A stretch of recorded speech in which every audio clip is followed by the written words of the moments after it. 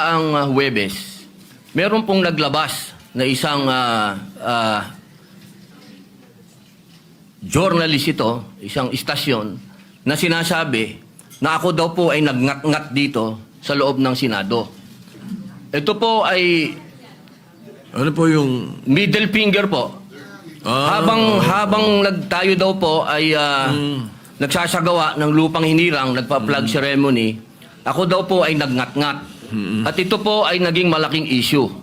Ako po ay nagtataka, Ginoong Tagapangulo. Sapagkat noong pong dati, na binigyan ako ng issue na isang chismis, naglabas po kaagad ng ating Sergeant of Arms ng report at binigay niya po kaagad sa media. Ito po, wala pong kahit na sino ang nagpapaliwanag na hindi ko po ginawa. Ang tanong ko po, meron po ba tayong tinititigan sa tinitingnan dito? Kasi napakabigat po ng akusasyon na ito sa harapan po ng ating bandila. Ako po yung magngangat-ngat. At gusto ko pong ipaalam sa ating mga kasama, kung politika lang, handa po ako mag-resign. Pero pagka-religion ko po ang pinag-usapan, kahit sino sa inyo, kung ano gusto nyo, wala pong problema. Pero wag pong religion ko. Hinihingi ko po, wag pong religion ko, mahal na tagapangulo.